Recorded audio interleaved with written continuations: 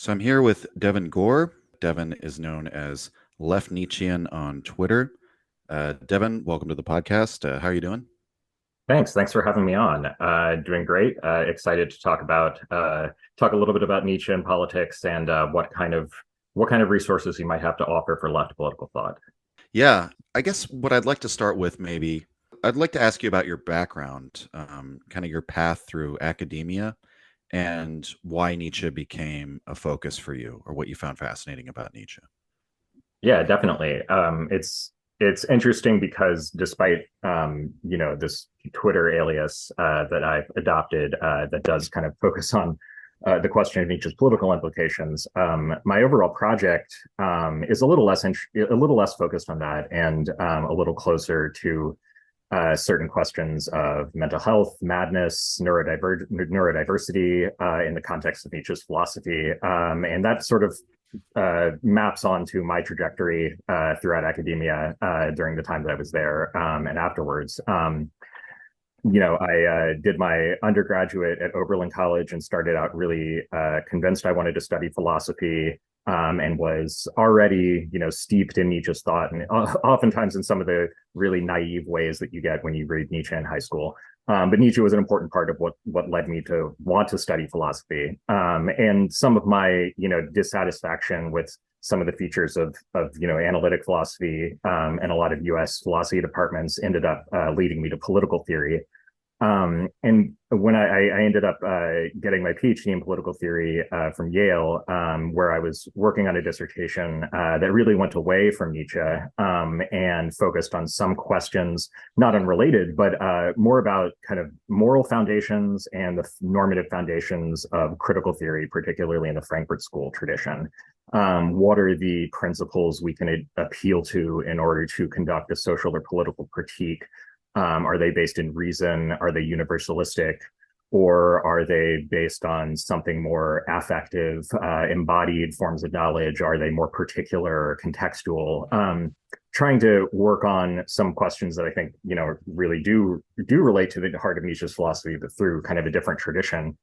And what kind of eventually led me to go in a different direction was more life experiences. About midway through grad school, I had the first of what have been a couple different psychotic episodes and was diagnosed with bipolar disorder. At the time I was hospitalized and had to go through an entire kind of period where I couldn't work on my dissertation. I couldn't work on political philosophy really in general. Took me really about a year to feel even a bit like myself after the first time this happened. And this was really the start of a kind of mental health journey that led me away from academia simply because I ultimately kind of found I wasn't psychologically well suited for academic research and the environment there. But at the same time, it led me back to Nietzsche because, not only is Nietzsche known oftentimes as the mad philosopher and famous because of his breakdown in 1889, and incarceration in asylums after that. Later spent the rest of his life in the care of his sister and mother. He also offers a tradition of a pattern of thinking, a trajectory of thinking that I think from the beginning is marked by a concern with the relation between reason and madness. And the way that certain kind of ecstatic experiences in the form of the Dionysian are an integral element of human existence and also importantly related to our forms of reason and our knowledge of the world, particularly in this sense that there's something tragic about our knowledge of the world that might undermine our ability to act or find ourselves intelligible as selves, as subjects, as agents, and so forth. And so my current project is really focused on a kind of systematic study of Nietzsche's philosophy from the standpoint of the experience of madness, both his biographically and also first personal perspectives of people with a variety of conditions that might be thought of as mad or neurodivergent or whatever term you prefer to adopt.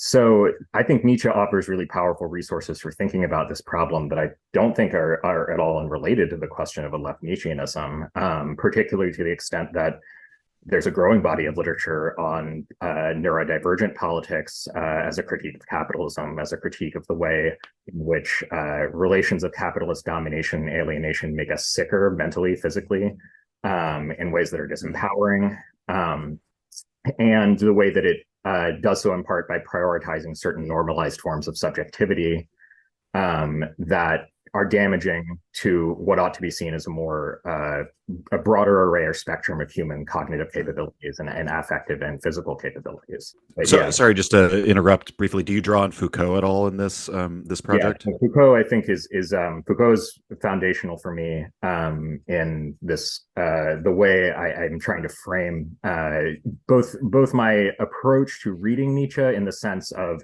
how does one allow for a kind of discourse of madness given this abyss that we seem to be separated from madness by modern reason from. How does one allow it to speak without already repressing it through a language of reason? But also because I think Foucault foregrounds modern reason and a certain dialectical notion of history as a kind of foreclosure of the tragic, a foreclosure of a certain tragic experience of the universe, of the cosmos, that was often expressed in religious symbols, in eschatology, and it was expressed in forms of madness. That gives a very different narrative of human history, right, than the kind of progressive teleological idea of modern progress. So both of these, I think, are important framing aspects for me in how I think about Nietzsche. Yeah, I remember, what is it? It's that in many cultures, people who we would call insane or mad might just have be more open to a connection with the gods or something of that nature.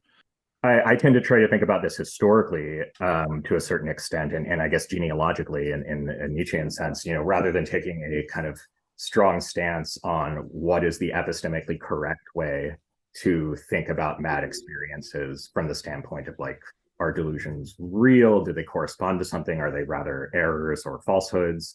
Sort of bracketing that question, I think it's in almost like a Nietzschean sense, it's sort of looking at how modern reason produces certain forms of subjectivity that eclipse an earlier kind of religious subject position that might have been available for articulating mad experiences. And that had its serious downsides, right?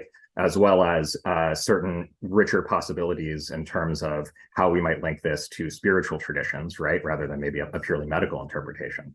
But I think in each case, it's kind of looking at how a historical period produces a form of subjectivity and how that arranges power relationships in different ways. Yeah. That sounds fascinating. Before we go further, though, I want to ask, I guess, as a left Nietzschean, the first thing that comes to my mind before we get into these more complex topics, I guess, would be to ask you exactly what that means to you. And you probably get asked more about the Nietzschean side on some of the podcasts, at least I've seen you on. But I think for our purposes, and maybe this is a bit of an obvious question, but philosophy oftentimes involves an examination of things that the average person might think is obvious. Mm-hmm. But what is leftism? Is there a way to define leftism maybe more broadly? Because, at least to my mind, the directional designations that date from the French Revolution don't easily correspond to like the political spectrum in our current situation. So, like, how would you define the kind of leftism that you're talking about? Yeah, it's a great and basic question, and you'd be surprised how infrequently I'm asked about this aspect of this, rather than people jumping kind of to the Nietzsche commentary. So I'd like to say that I don't think that the term Nietzschean or Nietzscheanism is appropriate really in any context, because I think that Nietzsche is somebody who has a pattern of philosophical thinking and a mode of philosophical thinking that, while I don't think necessarily militates against systematicity in a way that I think some commentators would argue, does militate against subscribing to a definite political ideology in many cases. And I don't think that you have to go all the way to a kind of hyper individualistic reading of Nietzsche to say that he would be deeply suspicious of any kind of political ideology based on his philosophy. One thinks of Zarathustra's advice to go away from him, and only after rejecting Zarathustra can his disciples then finally come back to him. This idea that Nietzsche kind of expects you to reject him in certain important ways is built into both the content of his philosophy and the way it's presented stylistically, rhetorically. So in that respect, I think Nietzsche presents at best a certain, as I said, mode or pattern of thinking, and particularly moral evaluation and judgment.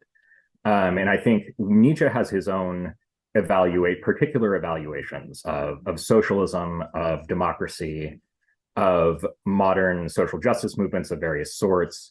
I think that we need to listen to what he has to say in that regard and understand how he sees those movements as rooted in certain sort of psychological types or dispositions.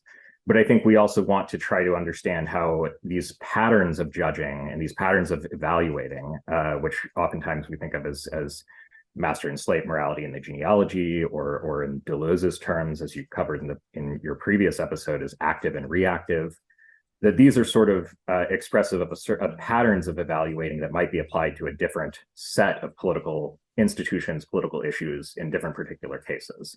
And I think it's also essential to Nietzsche that we're not going to find any kind of moral law or universal moral principle that is going to be appropriate for every instance or every person.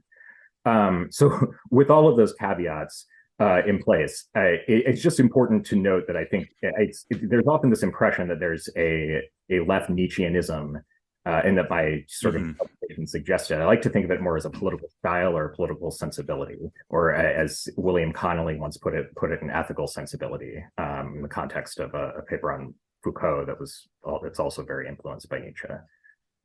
When I think of left, politically left, broadly, I think of a couple primary things. First, in the most directly contradictory to Nietzsche, would be a basic ethical and political commitment to equality, not just in legal forms under the context of liberal rights, but also more deeply in social and economic forms.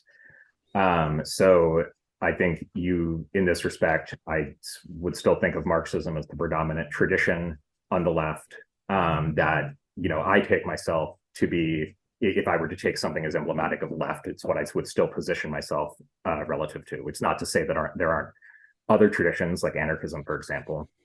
But what Marxism gets at is a basic question of economic injustice, economic inequality, and an analysis of capitalism that gets at the heart of forms of alienation and modernity. And I think having some analysis of capitalism in that regard is also an essential feature of being on the left, at least in our current period. And we can talk kind of how to situate Nietzsche relative to those kind of materialist commitments in Marxism. So, those are things that I do take to be left-wing commitments that I think many people would see as very obviously in tension with many of Nietzsche's ideas. And I like to imagine it more as embracing that tension in kind of Nietzschean agonistic spirit, and seeing this as a productive tension, one that challenges certain forms of defending left-wing commitments to equality or justice that might ultimately lead us astray or lead us into traps, rather than towards a kind of emancipatory or revolutionary future. And it's not to say I like that. You've got I was just going to cut in to say, like, you've got like you can have like Marx and Nietzsche as dare I say, the devil and angel on your shoulder. That can, but that the dialogue between two figures, I think, is really useful. And I often find myself doing that as well. Where for me, oftentimes it's sort of maybe Plato and Nietzsche of like the essentializing idealistic philosopher versus the brutal realist. But it's useful to have those kind of like antipodal incarnations of thought to argue in your own head sometimes. Right. Say, what would they think of this? And then what would their antipode think? Right. The Antipodes comment that Nietzsche makes about how exalted it is, or what have you, to have one's Antipodes. That entire concept it's not just, I think, a distinction between Nietzsche and Marx as the angel and devil, although I think that's or devil and angel rather. Although I think that's people like framing it. It's also, I think, that Nietzsche's style really serves to enact that opposition within his own text. Right. It's not, and I think this is an important point about some positions that are often attributed to Nietzsche. focus on some idea of power or the expression of strength and a right to rule over the less powerful, the weaker, seeing that as somehow an embodiment of the ethic or form of morality that Nietzsche endorses, significantly underestimates, to me, the basic rhetorical and stylistic bent of his text, which is not to endorse any particular ethical system, but instead to enact a kind of agonism between ethical systems, the kind of tension of the bow that he describes in the preface to Beyond Good and Evil. And if there's a praise for certain sorts of ancient aristocratic ethics in societies, part of it is a Nietzsche's sense that the tension of the bow needs to be heightened, that it's becoming dangerously slackened in a way that will tip towards nihilism, cultural decline, and in a way that isn't necessary. And by that we don't mean decline in the sense of the best will no longer rule as they're entitled to. That's not the sense intended. So this also the sense that we won't be able to make our moral obligations, whatever they are, intelligible to ourselves in terms of real possibilities that we can realize for action in society without this kind of more vital cultural component, I think, at least in Nietzsche's view. And I don't take that to be antithetical, inherently antithetical to the kind of left-wing commitments that I described. Right. So would you say to use the language of the online left, like, would you say like the neoliberal position is like not true leftism, so to speak? I know that's like kind of a very broad generalization, but would you broadly associate like the core of leftism with Marx, or at least some sort of like anti-capitalist critique that ultimately is sort of in tension with liberalism? Yeah, so I think, yes, I think that I would identify and define leftism in part through a critique of liberalism and the inadequacy of liberalism. One version of this critique, and I think among one of the few most powerful versions of this critique, is Marx's critique of the way abstract liberal rights and bourgeois morality paper over deeper material inequalities and asymmetries in the ownership of the means of production and who is entitled to the products of labor. And in my view, I would tend towards describing it as anti-capitalism that is the essential component, because I don't want to, while I tend to have many strong affinities with Marx and affinities with certain ways, attempts to synthesize Marx and Nietzsche, Deleuze and Guattari's Anti-Oedipus would be a great example of one such synthesis of many other things as well, but something that joins Nietzsche and Marx in a kind of materialist analysis. I don't think there's a disagreement necessarily over materialism, in the sense that somehow a Nietzschean perspective would reject Marx's materialism in favor of something like culture. I take it that's something that you might be associating with a neoliberal politics, say kind of politics that's just focused on cultural social issues that accepts a kind of accommodation with capitalism. So I don't think Nietzsche. Right. I do think Nietzsche would reject that view, although I'd be careful of who I attribute that view to. Well, that's interesting. You went there with the cultural versus materialist element, because that's something I wanted to ask you about. Because I think I agree that Nietzsche is like a materialist in some sense. I know he differs with mechanists and people who hold materialism as what you might call a sort of ontological principle. But Nietzsche explains the material world in terms of the material world, right? It endeavors to explain nature in terms of its, how would you say, it's not an appeal to a transcendent principle, obviously, but I do get the sense that Nietzsche thinks culture is a real thing, so to speak, that it's important, and that it, how would I say, because obviously in Marxist dialectics, it's dialectical materialism. And so you're assuming the driving motor of history is these material relationships, and then culture is sort of like an afterthought, or it's like papered on, I think, is maybe one of the ways you put it, or it's sort of what would you say? culture is downstream of economics, we might Right. say, It would or be material the relationships. superstructure analysis in classical Marxism. And I think there are many different ways of cashing out this distinction. And I'm not somebody who really attributes a kind of narrow economistic reading to Marx himself. Although there are certainly versions of Marxism that are like that. But I take it that's what you're getting at. Yeah, whereas I do think that Nietzsche, if he doesn't think that culture is the driving motor itself, that there might be more of a uh, reciprocal relationship there. That I think Nietzsche does believe culture can drive politics. So I think let's bracket the question of how best to interpret Marx on this point for the time being, and ask the question Okay. where Nietzsche would stand on this question of whether we can make sense of a distinction or opposition between culture, superstructure, and economics or material and the base. And I think the rather than seeing them as just related, I think the identity is much more fundamental for Nietzsche. So what is culture in Nietzsche's sense? Well, culture, as we know, is an essential preoccupation of Nietzsche's from his earlier works. His first book, The Birth of Tragedy, is essentially an attempt to initiate a cultural renewal in Germany through the music of Wagner. And it's one that he eventually comes to disavow very important features of. But the idea of some sort of essential renewal of culture through later the thought of the eternal return remains a crucial aspect of his thought. But importantly, I think the idea of culture in Nietzsche, I would argue, is already material in a critical way, which is that culture functions within a certain economy of life and will to power, in which a living, suffering being who has to act in the world, who is affected by things in the world, has to incorporate stimuli and learn to adapt and live on the basis of those kind of relationships with the environment that often involves suffering, requires some form of justification for its suffering in order to continue to affirm its capacity to act. I take that to be a kind of core intuition at the heart of Nietzsche's concept of will to power that extends all the way back to kind of his earliest preoccupations.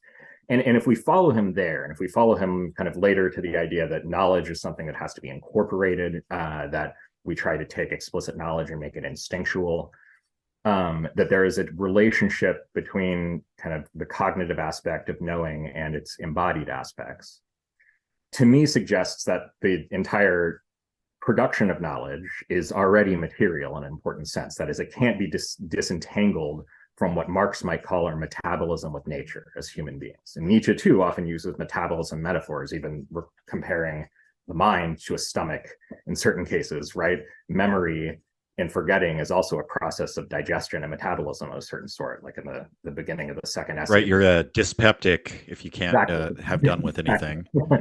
Right. He often uses these analogies for describing kind of inability to process experiences, whether that's through concepts or whatever else, right?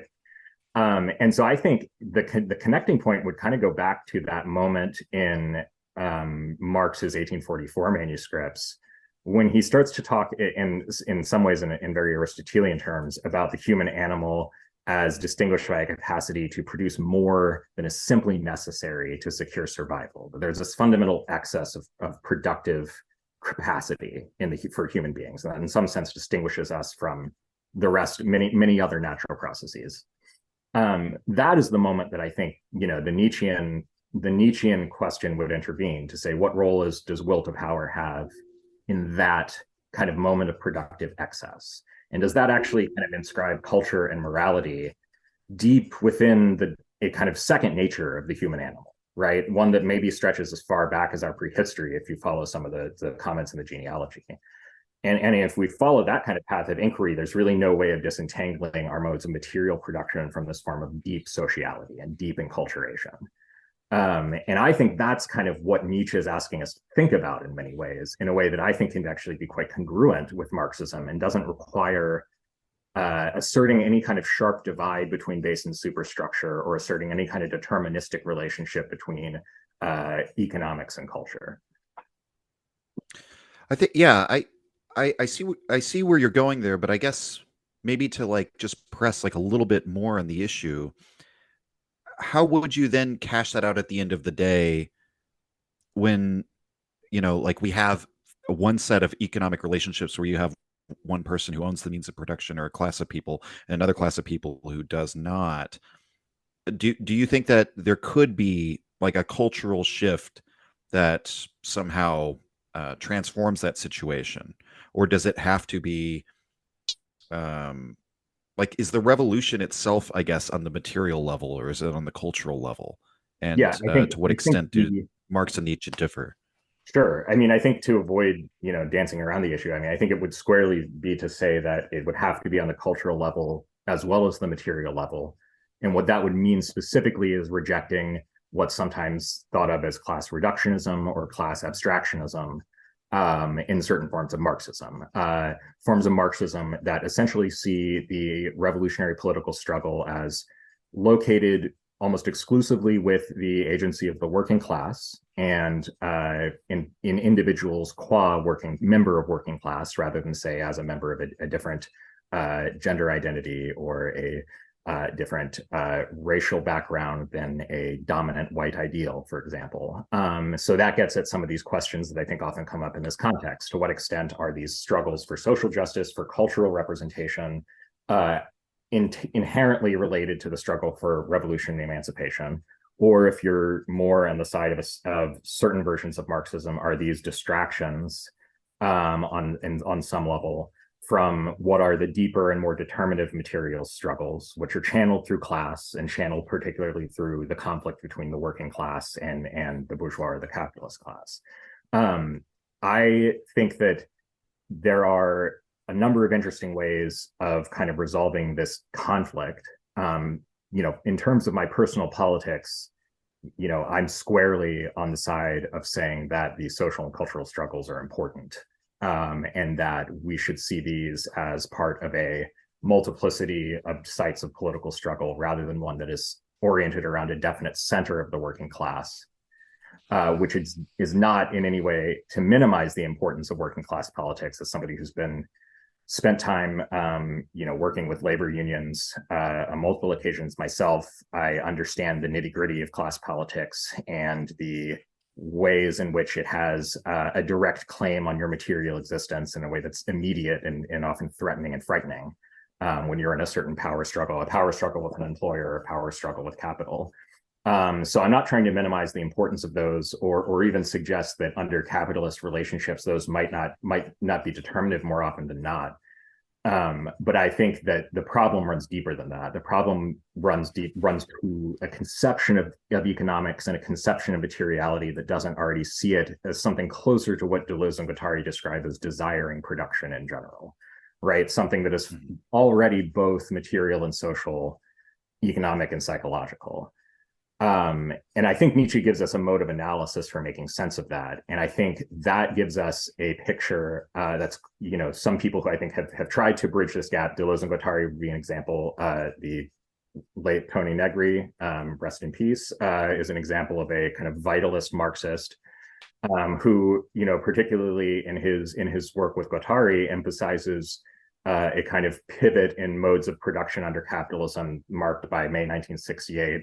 Where material relationships and material production become indistinguishable from the production of forms of knowledge and therefore also forms of subjectivity through new communication and information technology that leads to knowledge and data becoming more or less indistinguishable from capital itself, to new forms. Why May 1968?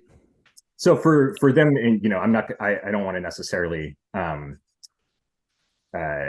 endorse that as a personally as a definite turning point. Right. With Guattari and Negri particularly note. And the reason is that they take it as a moment where there was a kind of decisive failure of the traditional Marxist parties, which tried to work through a predominantly working class angle to mobilize in a critical moment of revolutionary potential, where what was emerging was something more of a pluralistic kind of multiplicity of different kind of class strata, from working class to students to the professional strata, artists, that in their mind was a kind of moment of experimentation and kind of new anti-capitalist subjectivities and modes and practices, at least in the brief moment where it lasted.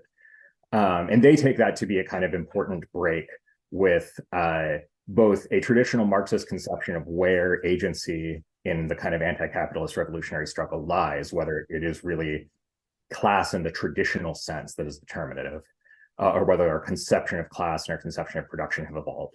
But also, also that second key point, whether this marks a definite moment of transition in the logic of capitalism, which can sometimes be described as the transition away from an manufacturing industrial society to a post-industrial or service sector economy, and later an information economy. There are a number of ways in which we can describe this sort of transition at the end of the 60s and early 70s.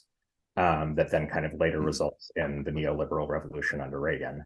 But from this perspective, it would mark both a shift in the nature of capital and its functioning, or an evolution, and also in the site of struggle against it.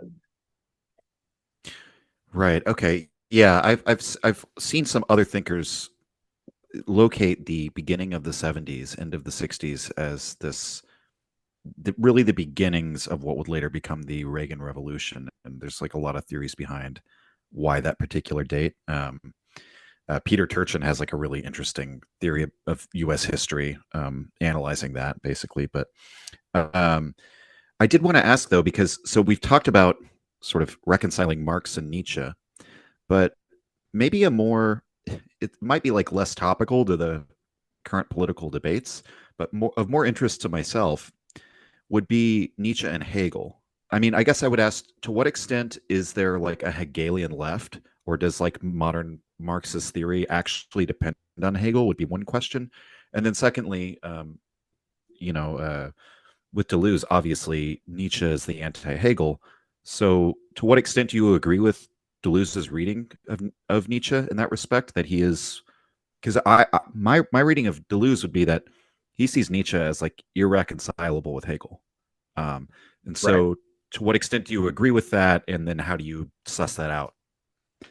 Sure.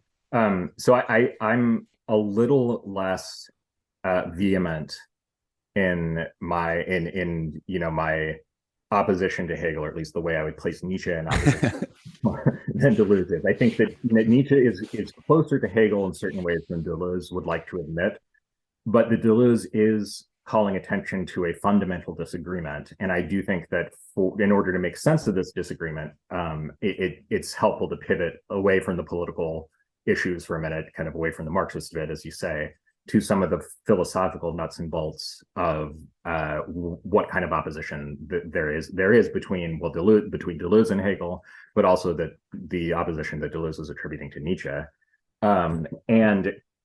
I would say, in broad strokes, the obvious connecting point has to do with what we've already talked about with a sort of tragic view of history versus a progressive, in the words of Nietzsche's earlier work, optimistic view of history, and whether there's a kind of basic faith in a teleology of reason progressing through history, in which society, according to kind of the idea of freedom, will eventually come to embody, through the series of contradictions, a kind of state that we can recognize ourselves in, we see ourselves as intelligible in relation to, by means of our kind of rational capacity. And I think that the disagreement here actually helps to go back to Kant and how we can see Hegel on the one hand and then Schopenhauer and Nietzsche on the other hand as kind of two routes out of a dilemma that comes up, I think, in Kant's critical philosophy. And I think certainly, when it comes to actual influence, we don't know, as far as I'm aware, that Nietzsche actually read Hegel. We know that he was familiar with Hegel. He's mentioned obviously on several occasions. We know that he encountered him through Schopenhauer. It's unclear or it seems unlikely that Nietzsche read Hegel in detail. He did read Kant, as far as I'm aware, particularly the Critique of Judgment. I know one book on this is R. Kevin Hill's Nietzsche's Critiques, which I am going to crib from a little bit here when it comes to kind of articulating the Kantian influence on Nietzsche, because I think it's a really important argument. But I think if we go back to Kant and what kind of motivates Kant's first critique, we have this fundamental question of knowledge, of knowledge. It's an epistemological question of how do we ground the correspondence between our representations and the world. And Kant tends to frame this as a question of the appearances on the one hand and things in themselves. And so Kant's radical move is to say that rather than rather than trying to demonstrate the way in which appearances or representations correspond to things in itself, we'll start with appearances and examine those conditions that have to be presupposed in order for any kind of objects or appearances of objects to be given and experienced in the first place. These are the transcendental conditions of possibility. And so Kant's Copernican revolution kind of turns the question, the epistemological question of grounding knowledge and grounding synthetic judgments in Kant's terms around. But arguably, the transcendental deduction in the first critique leaves this problem unresolved in certain important ways. So Kant presents knowledge as a synthesis of concepts and intuitions, which he presents as two distinct faculties. And the point of the first critique is largely to show how certain categories have to be presupposed as synthesizing all intuitions in order for any kind of experience to be given. What Kant is ultimately going to come back to is this question of how we finesse the tension between the constituting role of concepts and experience and the need for our representations to correspond to some kind of, say, mind-independent reality. So one issue that Schopenhauer really emphasizes in his Kantianism, his kind of take on Kant, and that comes up in World as Well as Representation, he really emphasizes the distinction between appearance and thing in itself. And importantly, this move that Kant makes to appearances and their conditions has a certain cost to it, which is we're going to have to give up the idea that our categories apply to anything beyond possible experience. And that includes these metaphysical ideas of God, free will, the immortal soul, the beginning of the universe, etc. Trying to extend the concepts that apply to experience, that apply to intuitions, to those two things, to objects beyond experience, is going to result in these fundamental antinomies or contradictions. And this leaves us in a position that I think you raised well when you referred to Schopenhauer's question in your last episode that Nietzsche discusses. Schopenhauer's question of does existence have any meaning at all? That in the gay science, Nietzsche says, comes to us in this immediate way still. And Nietzsche felt, I think, that Kant's philosophy raised this question in a particularly sharp fashion by presenting the possibility that our knowledge of the world only applies to appearances, and yes, is valid for appearances, but is nonetheless severed permanently in some fashion from the thing in itself, which then Schopenhauer would reinterpret as will. And I think that this is a dilemma that remains in Kant, that Schopenhauer has a particular solution to, and that Hegel has another sort of solution to. In Hegel, I think you can see him as rejecting foundationalism, rejecting any foundational assertion of things in themselves, and looking instead at the internal movement of the concept, which he sees as this negative self-development. The concept, in consciousness through the concept, reaches out and relates itself to something other than itself, that it then relates back to itself. And in some sense, then we can see Hegel as getting rid of Kant's two-faculty model, where there's a distinction between concept and intuition, and seeing the development of knowledge as taking place within the concept's own negative action, the concept's own negative motion. And this is the move that Deleuze in particular is going to harp on and reject, I think. The idea that we could reduce the difference, the concept of difference, which emerges in Kant as a kind of basic asymmetry, qualitative asymmetry between concepts and intuitions, whether we can reduce that difference to negation in the concept or an act of conceptual negation. So you can see Schopenhauer as heightening that tension that comes out of Kant rather than resolving it in the way that Hegel does. Schopenhauer is going to affirm the status of intellectual intuition, as he puts it. He's going to describe intuition as already presenting not only, as in Kant, the forms of space and time, but also the form of causality through the principle of sufficient reason. And I would suggest that Nietzsche, despite jettisoning many aspects of Schopenhauer's metaphysics after in kind of the period of the mid-1870s, after Birth of Tragedy, mid to late 1870s, I think he still retains a great deal of this kind of Kantian inheritance from Schopenhauer. Classically, an essay where this comes up is On Truth and Lies in a Non-Moral Sense, where he talks about language as a mobile army of metaphors, right, that never really reach the world as it is in itself.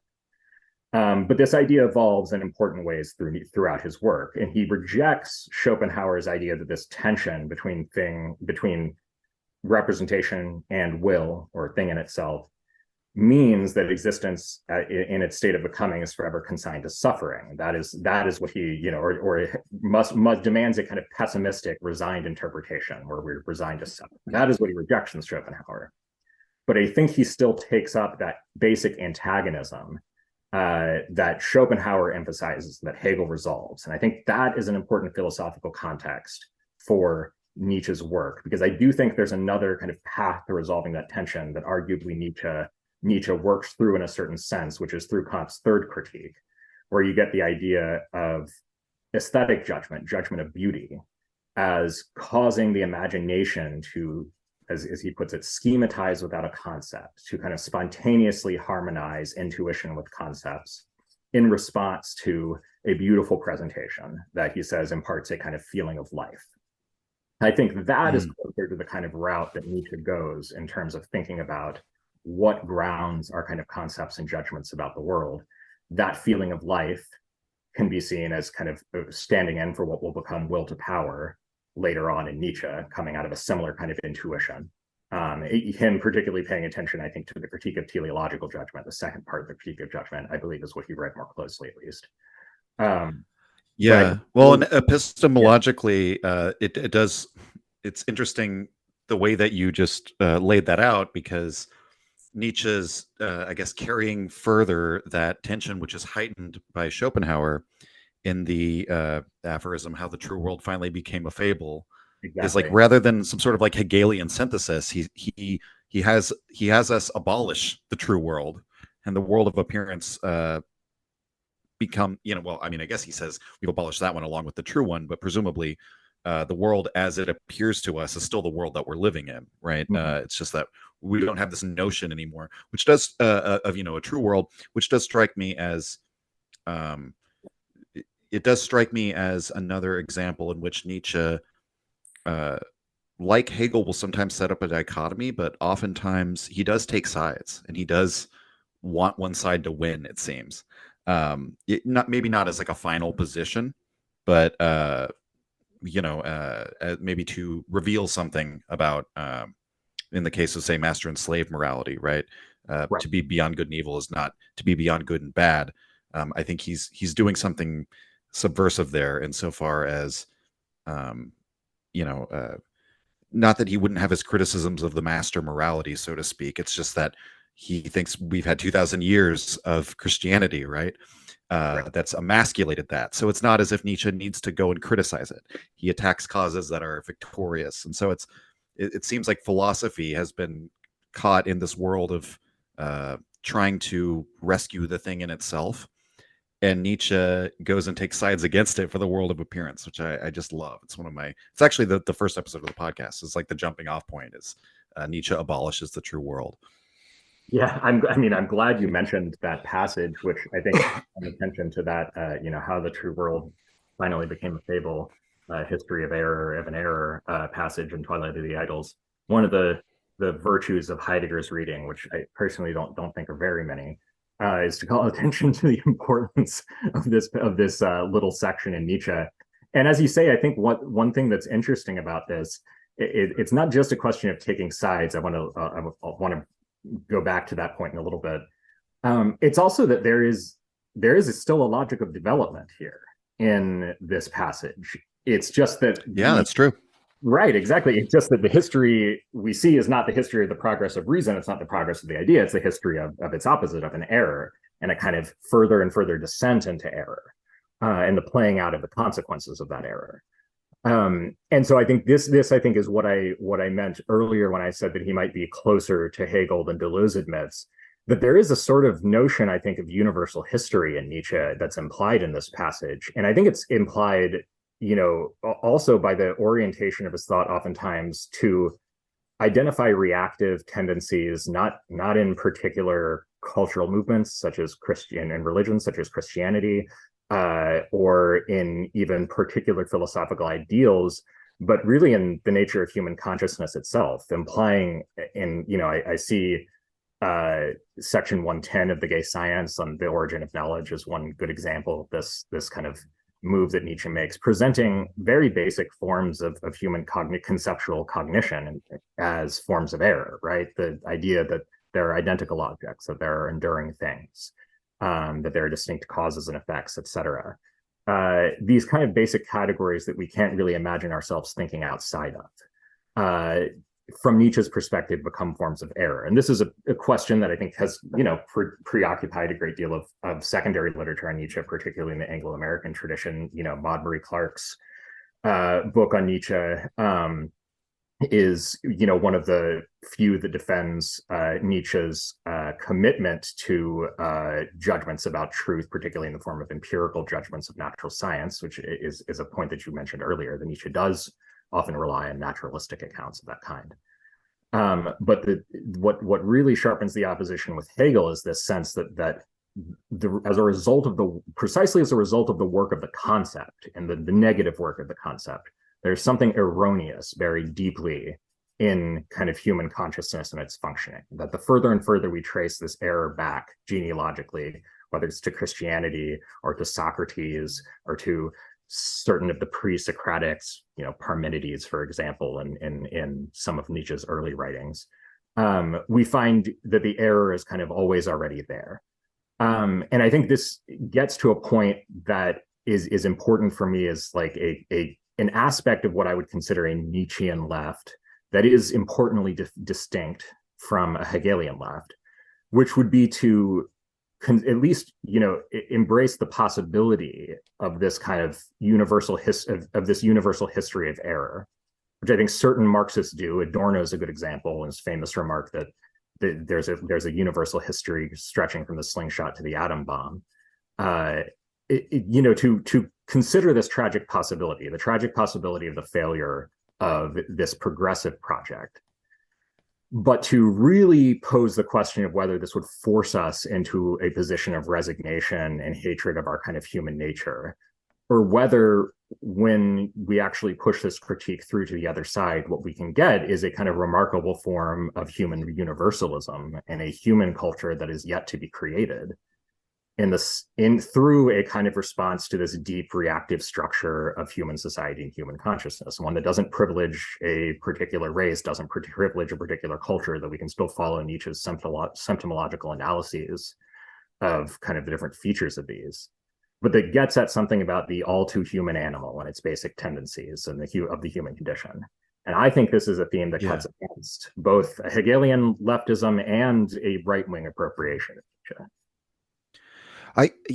So that was going to be sort of my next question, is like these epistemological concerns are super fascinating to me, but I was going to ask then, how does this cash out in terms of what a Hegelian left or what a Nietzschean left looks like? And I think that's fascinating, and it is something that I've encountered just sort of anecdotally, that people, especially the like what you might call orthodox Marxists, tend to have an almost what would you say?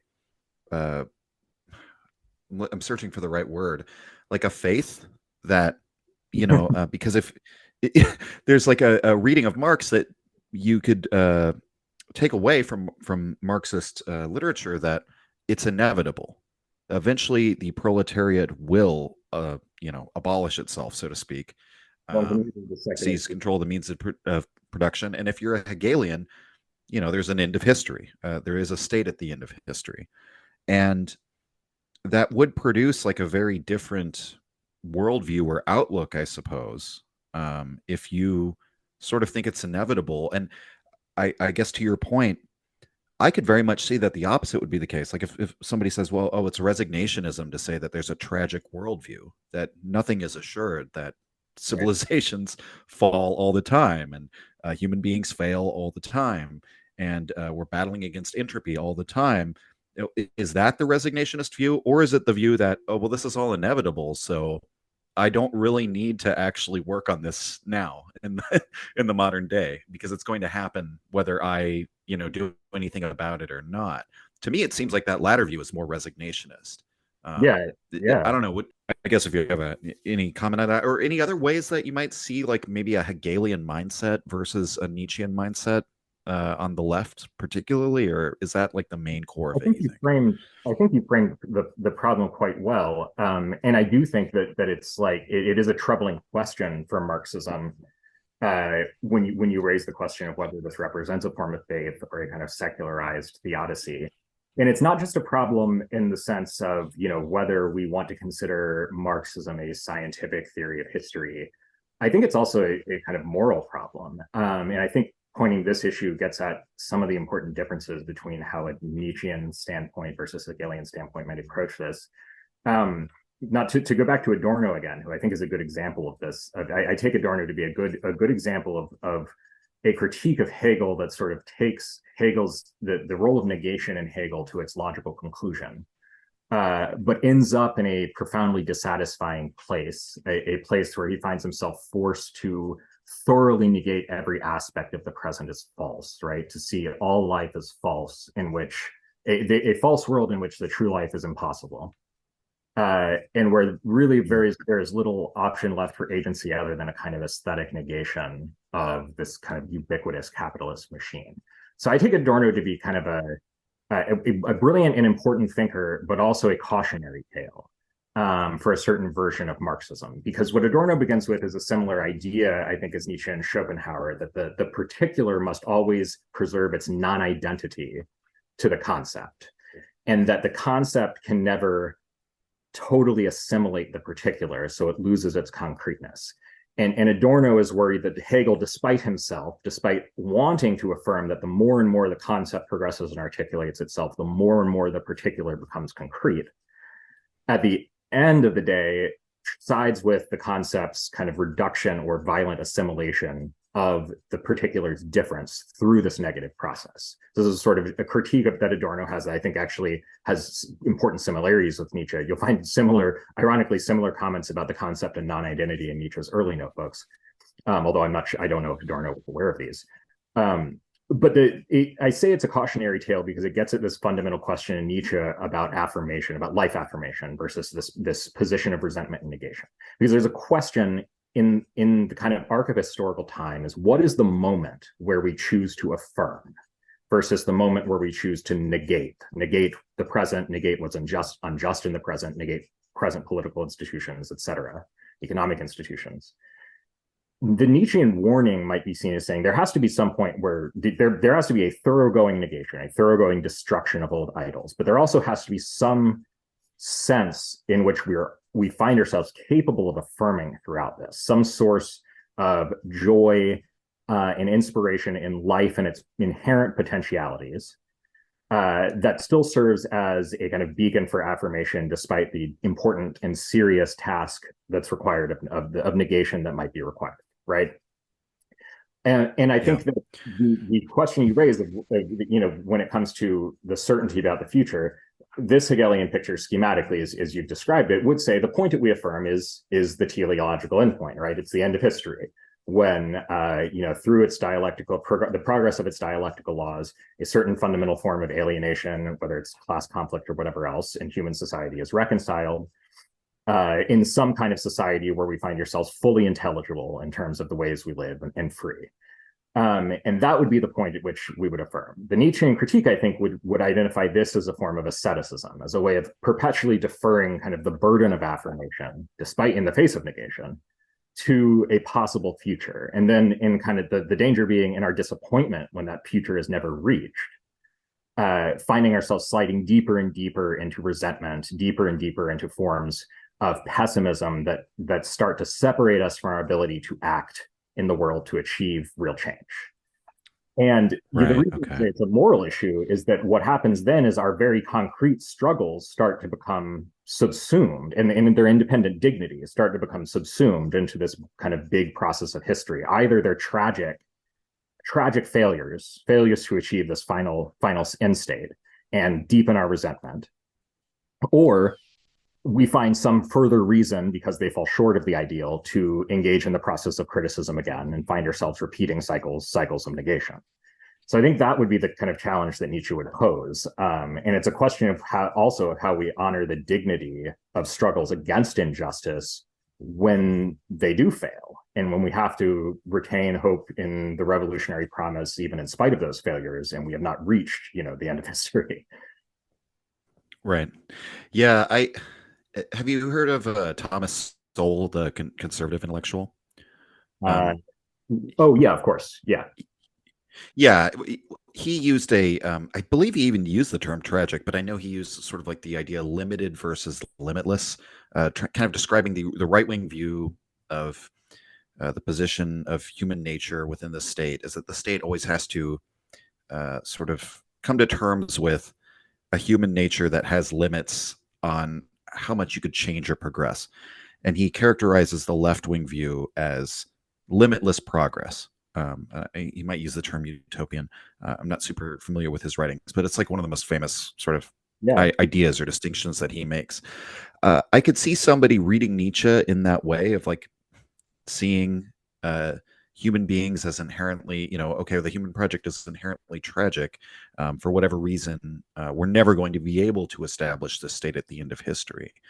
Um, which is, I guess, maybe quite a different claim from we might be able to or we might not, which is a position Nietzsche takes, I believe, in Human All Too Human, where he says there's an aphorism called progress is possible, which is a very surprising aphorism, Mhm. maybe for people who haven't gone to the deep cuts because it's like the middle period. But where Nietzsche says maybe we will expand, human civilization and culture to heights that have never been yet seen, or maybe, but there's no Right. guarantee that this will This is all happen. over Nietzsche, right? I mean, think of the kind of there are passages in the Gay Science, for example, towards the end of book 4 of the Gay Science, the idea, whether it's there or towards the end of book 5, the promise of a great health, the idea of some kind of incorporation of all of human knowledge, made instinctual and affirmed in a new way. For Nietzsche, this leads to this promise of an incredibly vibrant, I mean, as yet unpredictable and unforeseen form of humanity. So I would say Nietzsche's far on the opposite end. The potential of humanity is limitless. It's just that what has limited us so far is abyssally deep in our nature, is as deep as a second nature. And so the task of getting outside of it and the task of affirming is the heaviest one. It's the greatest weight, Right.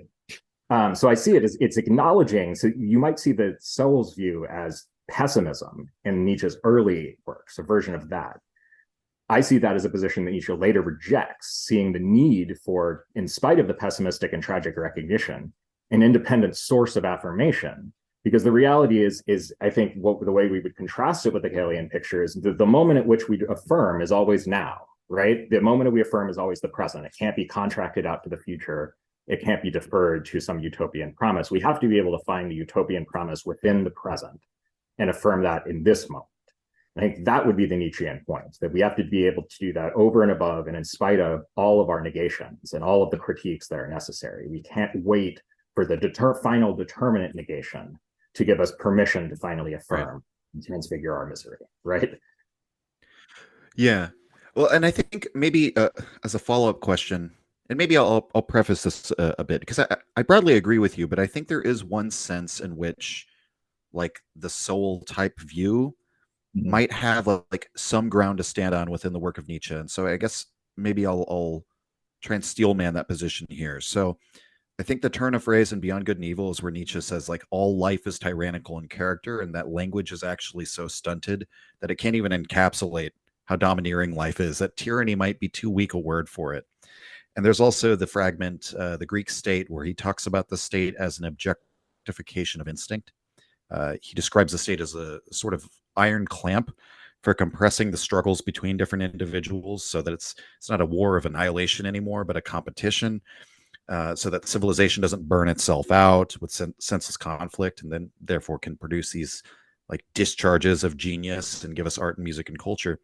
But I guess where I'm going with this is that this picture of nature as will to power, I think, does have implications for Nietzsche's politics, because I would argue that his analysis based on will to power would rule out forms of human life, human social life, without like forms of coercion or hierarchy.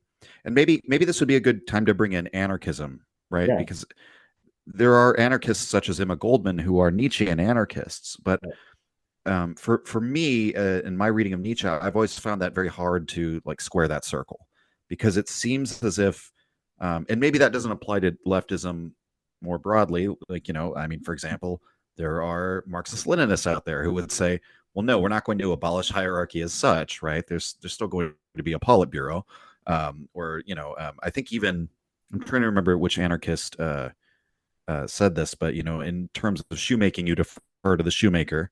Maybe that was Bakunin.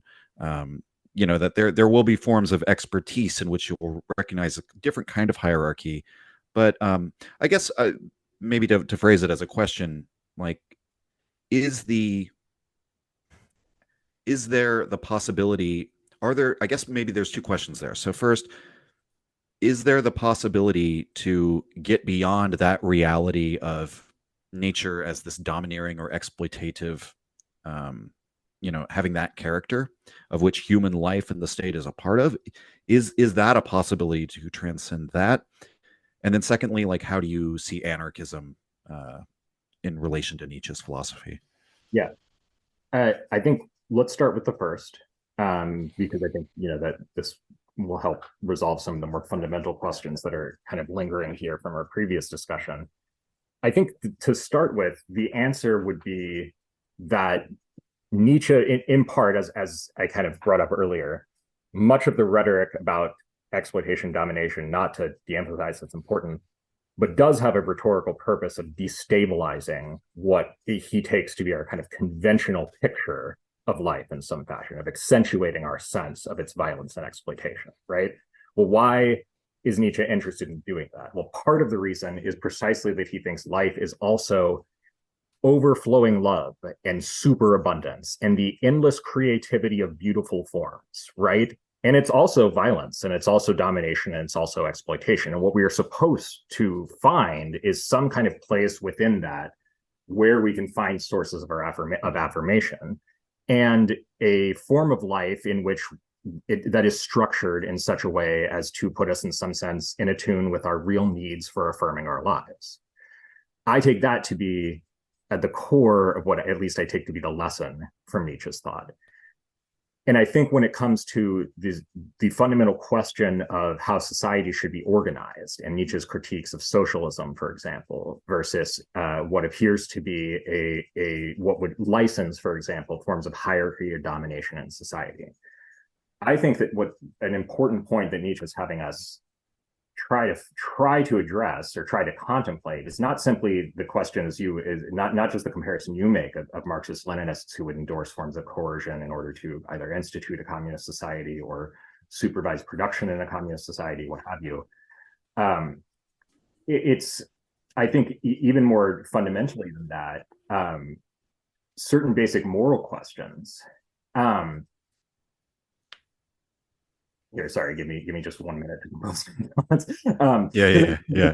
I'm sorry, I'm like asking these Byzantine questions as well, but I'm also trying to think through this as I'm asking it. So the question is always what settlement we make with some of those tragic features of life, and whether we see that as an occasion for resentment and reaction that separates us from our capacity to create and affirm, or whether we can still find sources of affirmation that transfigure suffering and cases of exploitation in some fashion. So to say from the outset that I think Nietzsche is an important source of inspiration for that kind of view, for that kind of problem on the left. But I think that it's also a matter of recognizing the pervasiveness of power relation within human society, within the society of any living organism, and recognizing that an ideal in which a society is fully purged of power relationships isn't just unrealistic, but might be in some sense unintelligible in terms of human life as we understand it. And this isn't just human life in the sense of its needs of somehow having power or hierarchy over others and dominating others.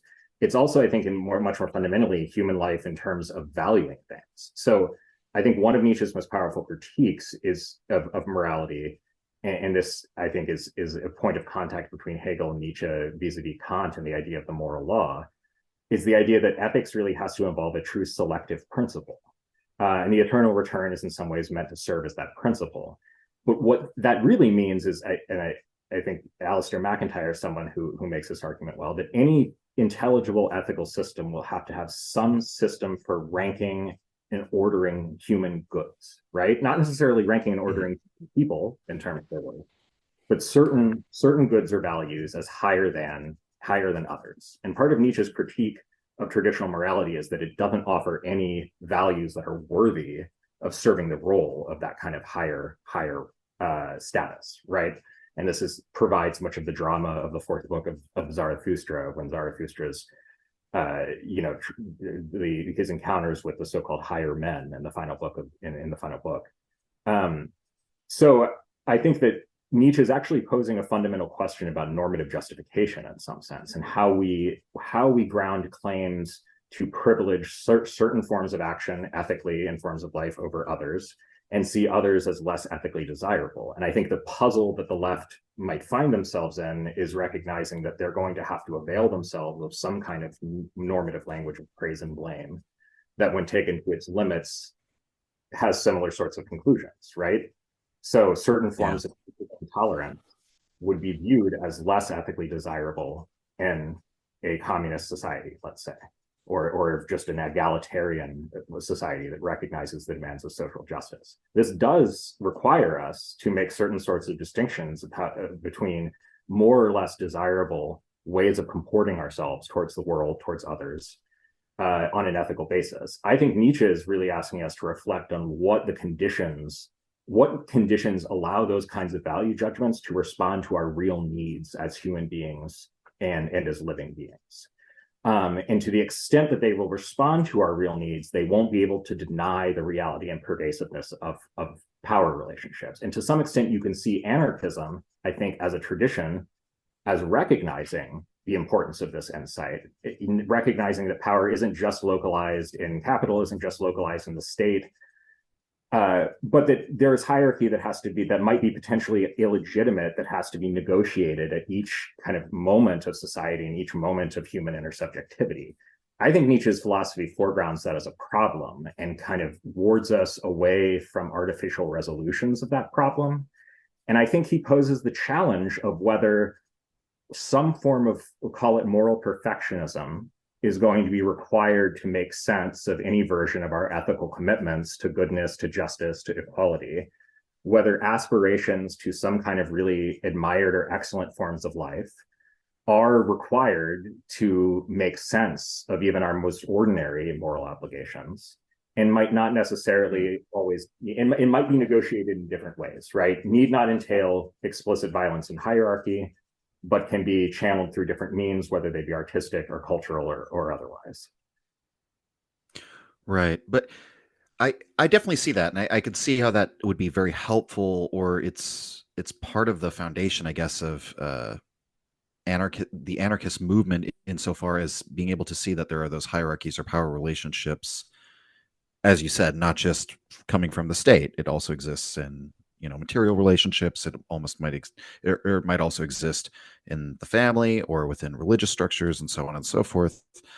I guess what I'm still wondering, though, is could there be a society in which those power relationships are actually abolished, or do you read anarchism as entailing that claim? And if so, uh, how would that square with Nietzsche? Yeah, I mean, I think to the extent that anarchism does entail that claim, I would be comfortable saying Nietzsche would reject it straightforwardly. I think would reject the claim that we could ever have a society organized totally non-hierarchically if what that means is being bereft of power relationships. And I think the reason he thinks that is not a normative commitment to domination, certain forms of aristocratic domination being good, but I think he sees power relationships as interwoven into the fabric of human subjectivity, and not simply from the fact that we sometimes have competing interests with others or might be acting for egotistical motives, but that human beings trying to create and pursue their ends of the good will come into conflict, and those forms of competition aren't undesirable, but often productive and allow us to exert ourselves in forms of contest and interaction that are mutually creative, mutually productive. This is where Nietzsche appeals not to the state, the Greek state, as the kind of totalitarian organizing principle of a slave class, but to the idea of Homer's contest and the idea of the Right. Yeah. consideration for a lot of democratic theory of the 20th century. Now, I think Nietzsche himself might have strenuously rejected some of those directions of his thought for taking his thought. And I do think in this case it would be incompatible with many forms of anarchism, though I will say that I wouldn't consider myself an expert on anarchist theory.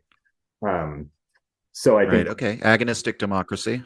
yeah, but I think I like agonistic it. democracy is a good That's cool. way to describe it, and that democracy is interwoven in different forms of human social relationship rather than necessarily being centered in a political state. Seeing that as, it's not that equality is somehow impossible, but that it is hard won and always has to be safeguarded against the encroachment of power relationships. And it's true that Nietzsche often ascribes this form of equality to aristocratic societies. They establish forms of equality amongst this sort of like select aristoi, and he would be skeptical of any kind of universalistic egalitarian claims. But I think there are powerful ways of extending the logic, ways that might be incompatible with Nietzsche's own intentions, but I don't think necessarily are incompatible with the spirit of his philosophy. Right. Well, so let's change gears here with the time we have left, because actually that's a nice segue, because I'd like to ask your take on some of the people who who take that aspect of Nietzsche's philosophy and make it central, the aristocratic radicalism. They really take that phrase and run with it.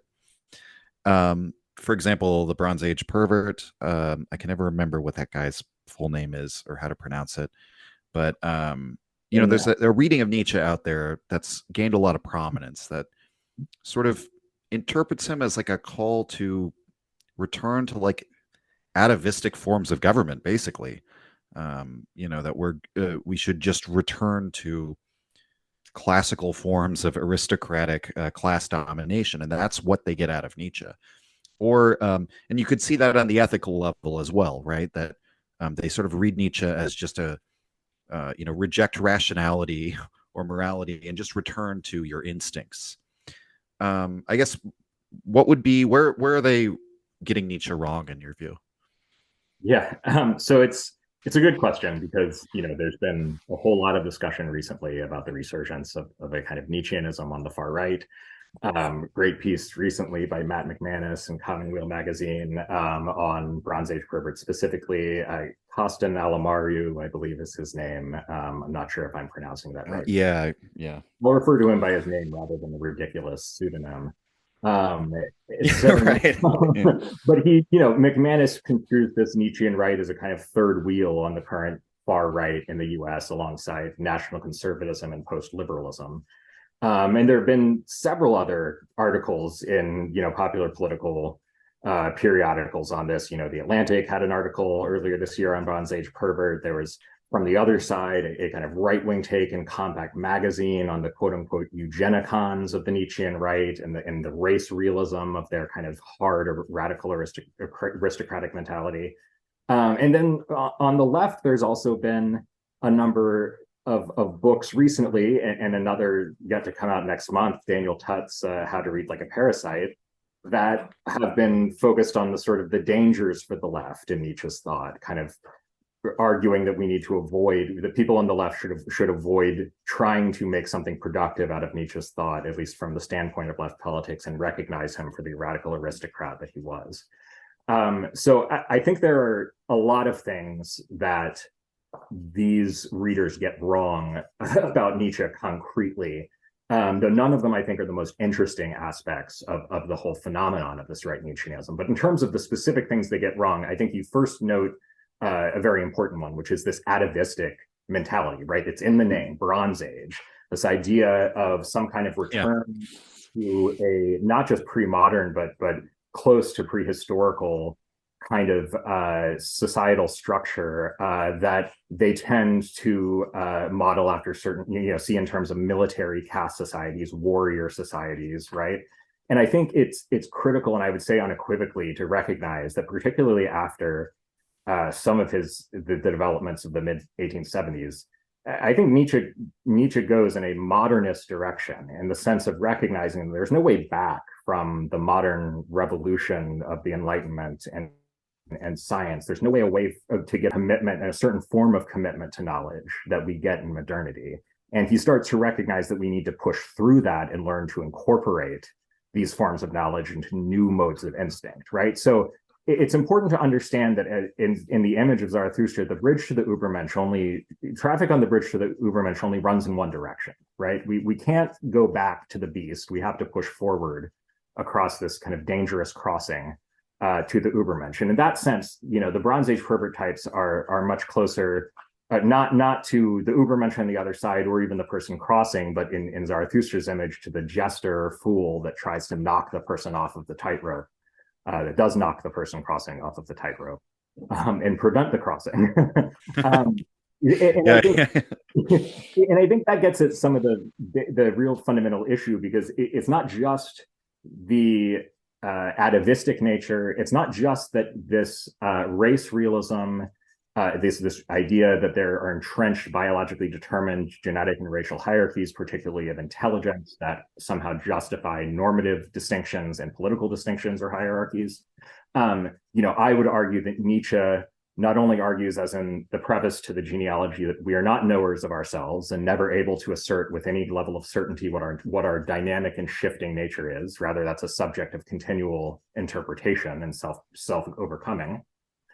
So he would reject this essentializing idea that somehow we can identify these fixed natures outside of a complex process of interpretation.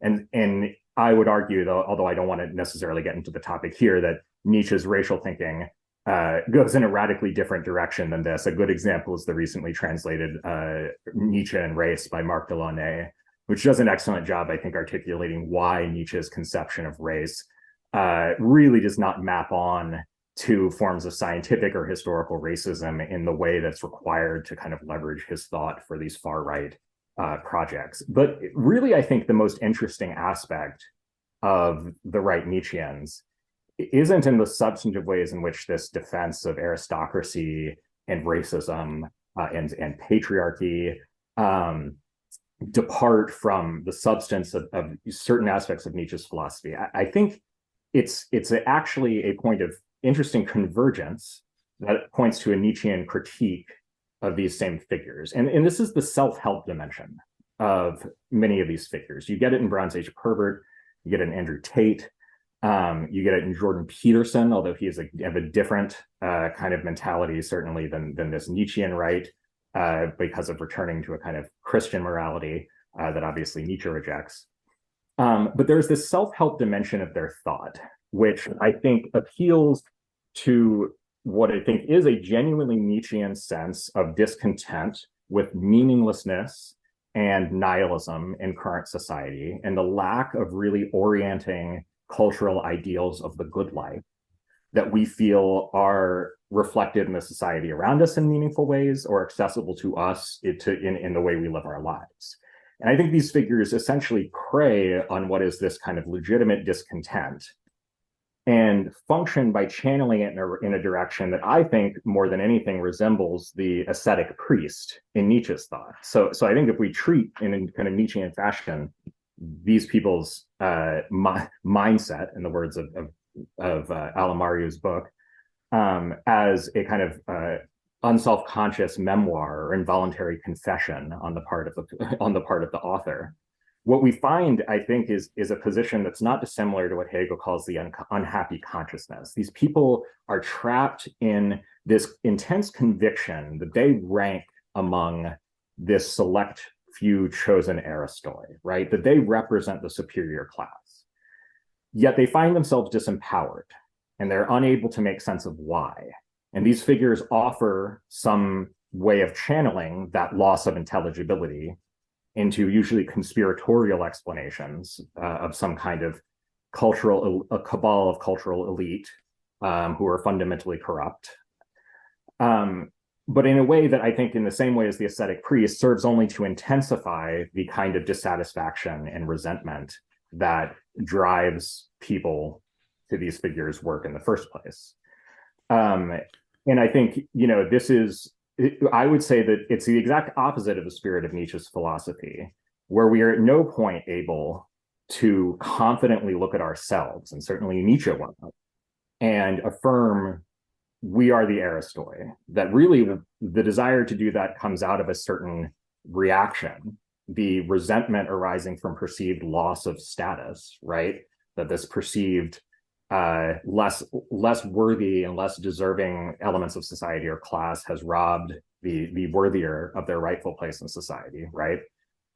And that sort of resentment, that experience of disempowerment is what generates the values of this Nietzschean right. And I think it's a mentality that will never be able to either give rise to truly new values or arrive upon a meaningful analysis of the sources of dissatisfaction that are actually motivating many of these people. And I think that's what kind of reveals the real problems, psychological problems with this phenomenon, that it really is more of a psychological movement than a political movement. The political bit is really difficult to credit or take seriously, because certainly, as dangerous as fascism is in the United States right now, it's hard to imagine Bronze Age pervert ascending to the to the summit of a new aristocracy. It's about as to the presidency. Exactly.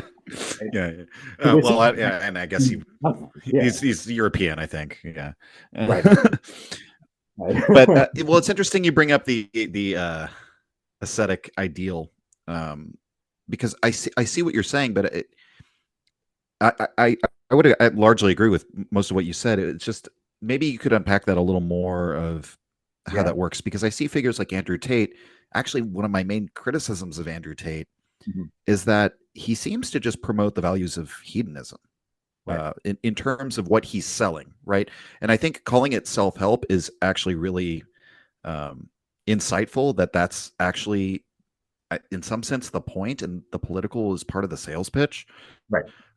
It's like a cultural garb that your people are wanting to drape themselves in, because that's one of the ways of sort of trying to define yourself against this like sense of alienation, and against the rest of modernity. But to me, it seems like what Andrew Tate is selling in terms of the image that he presents is like a thoroughly, you could say, just to put it bluntly, liberal dream, right? Of you can be the guy with the fast cars and the nice house and the hot girlfriend if you hustle and grind, right? And that to me doesn't seem subversive at all. Sorry, go on. No, not to interrupt. I apologize. I think the hustle and grind part is important, because that, in some sense, is where the asceticism lies, right? Okay, gotcha. I think there's two parts of it. One is that the ideal being promised of hedonism is fundamentally unstable, right? If you follow it like Andrew Tate does, it leads you to sex trafficking indictments. So really a bad ethical model to follow, if you're asking me, in terms of assessing the consequences. So it's not right. And when I say ascetic priest, it's not just the matter of the concrete practices of asceticism, because it's important to Nietzsche that asceticism can be valuable, right? His oftentimes when Nietzsche talks about his concept of a new morality, it involves a form of discipline. But I think that the hustle and grind bit is important, because I think it puts Tate squarely within a certain kind of very capitalist mentality, rooted in the, as Weber puts it, the Protestant ethic, the Protestant work ethic, that, this current trend of the rise and grind, whittle your health and yourself away into nothingness in pursuit of some kind of ideal that's not, whose promise is not entirely clear.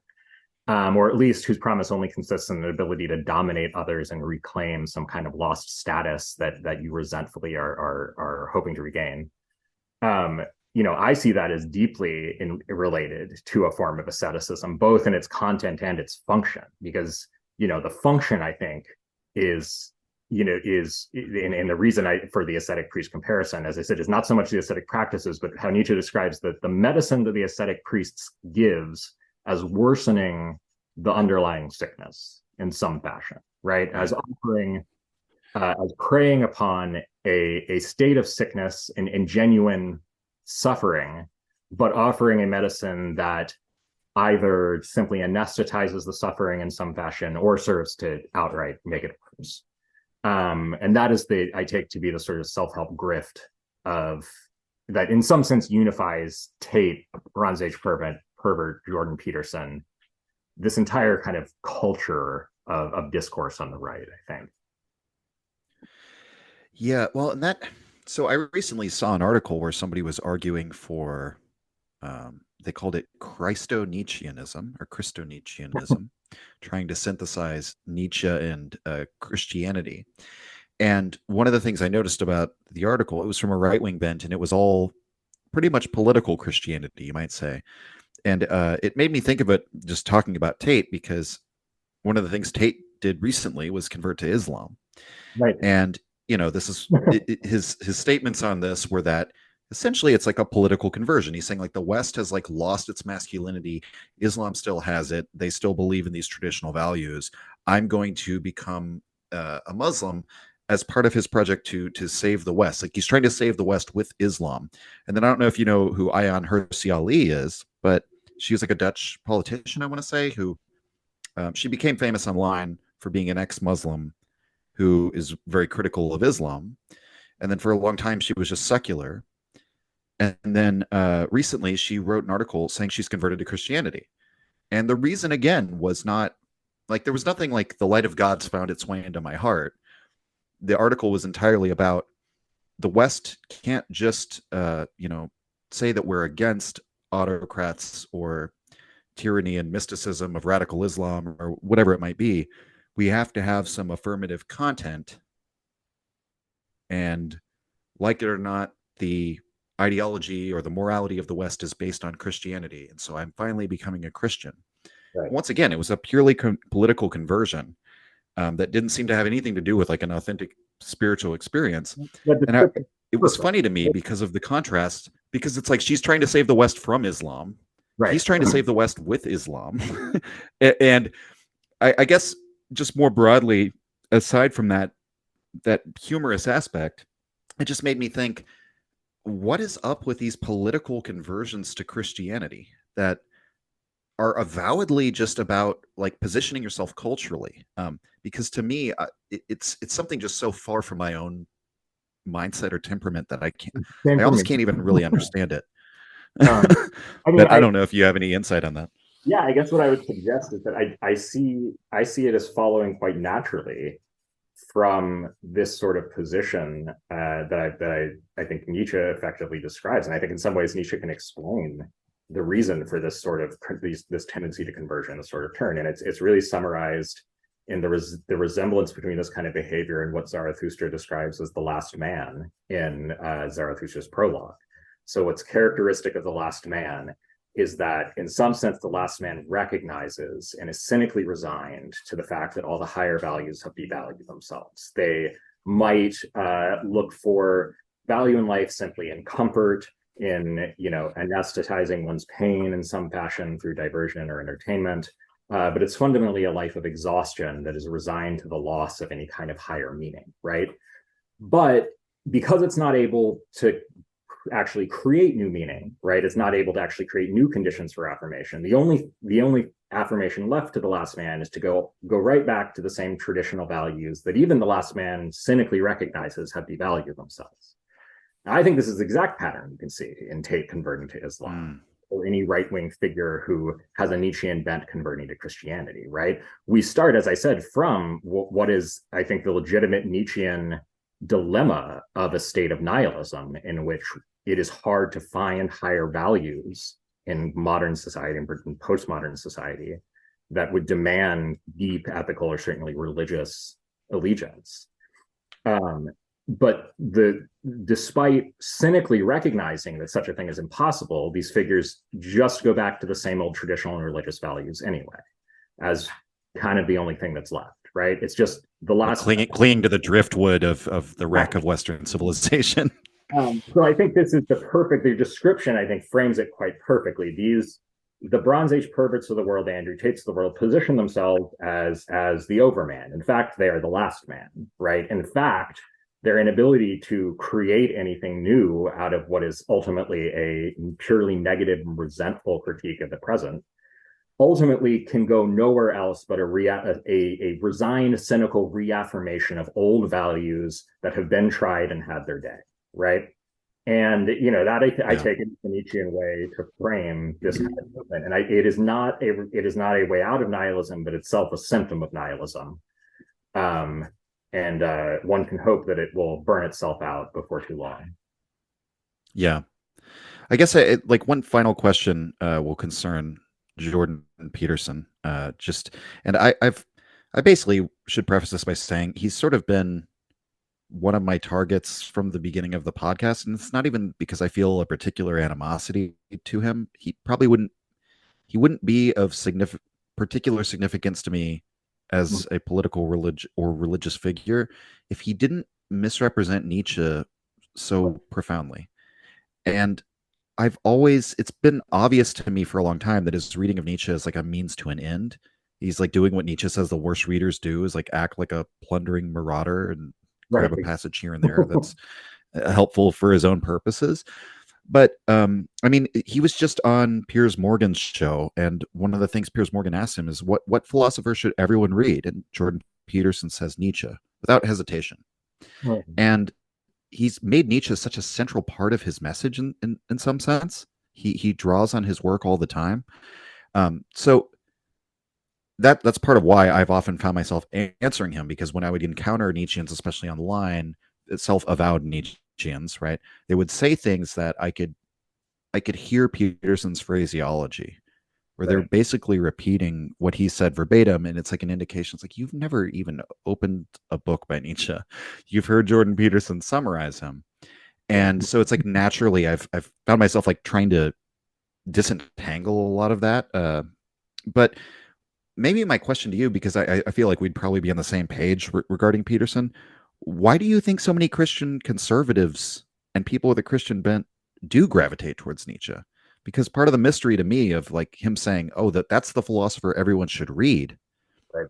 um, I have a hard time thinking that Jordan Peterson himself doesn't understand that if people actually followed his advice, they would come to conclusions that are antithetical to the ones that he presents like publicly all the time.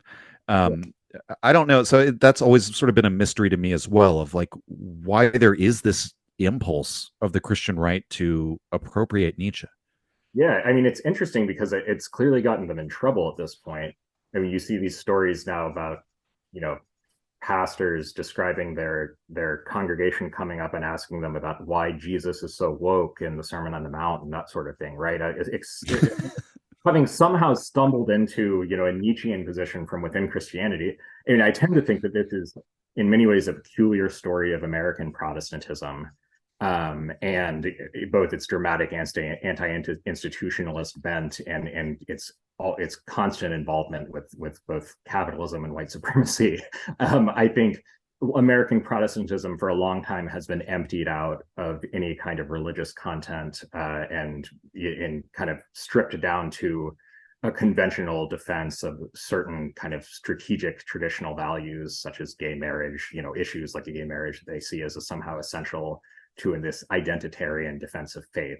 So it's not surprising to me that there's an appeal, particularly among kind of American Christians, of this kind of Petersonian um, perspective. But I find it, I'm reminded of the time that he, apparently opened Marx and Engels' Communist Manifesto for the first time ever in the middle of a debate with Zizek. You get the impression that this is his approach to pretty much any of these thinkers. But if there's a reason that I think he's recommending Nietzsche, despite I think squarely falling in this category of the last man type who might accept Nietzsche's critique, but then tries to salvage Christian morality without God, right? Is that I think Nietzsche might serve them in a kind of cynical and skeptical quest to undermine certain claims of social justice on the left. And it's integral, I think, to Peterson's narrative that you get, from his ranting against large language. Or scientific truth. I would interject. I think Peterson sees Nietzsche as maybe a tool to undermine like positivist views of reality, so that he can introduce this sort of like Jungian like Right. notion that because he says God is a fictional character, which is that is certainly not. I mean, they You would know, have burned Jordan Peterson at the stake for that in the 1300s. yeah, it's almost But similar to now that's like, myth, sorry, go essentially. on. It's similar to kind of like if it reminds me of anything in Nietzsche, it's very early notes in which his idea that of the need for a new myth or new modern myth are still in their very kind of inchoate form and haven't really worked through some of the deeper difficulties when he's still kind of under Wagner's spell. I see Peterson as trying to do something comparable with his turn, his Jungianism, this attempt to revive a mythology that is actually bereft of the sacred content that originally animated it, and that he himself doesn't really believe in anymore, but is using largely for instrumental purposes. He is very similar to Wagner in that way. I've never thought about that, but a lot of the criticisms Nietzsche makes in the case of Wagner, I'm after this conversation, I'm going to go open that book and substitute Peterson's name and see what actually applies, because that's very fascinating.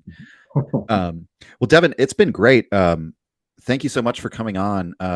Is there anything that you want to plug or anything that you're working on beyond what we've talked about, or anything you wanted to shout out, or any concluding words? I really appreciate it. Thank you so much for having me on. I had a great time with this discussion. In terms of plugging things, I guess I'll give two things. As I mentioned, I'm working on this project on Nietzsche's madness. I'm in the kind of early stages of my own book, but there is a book in the works with Craig and Will from Acid Horizon Pod, as well as Justin, who's another Nietzschean another left Nietzschean on Twitter. We've all come together for a volume with 0 books on kind of exploring multiple trajectories of Nietzsche's thought and its potential for left politics. Hopefully due out sometime in 2025, but don't hold me to that. And then I am actively writing about some of this stuff, particularly with in relation to Nietzsche and madness in my Substack, Methods of Madness. So follow me on Twitter, check my writing out there if you're interested. I really appreciate it. Oh, you bet. And I'll put all of that in the episode description so that people will be able to easily find it. So thank you. Yeah, once again, Devin, it's been a pleasure. And we're signing off. If you enjoyed the Nietzsche podcast or found it helpful, you can visit us and support the show at patreon.com/untimely-reflections. The link is in the description. Or just share the show with any of your friends that you think might enjoy it, or on social media. Thank you for your support.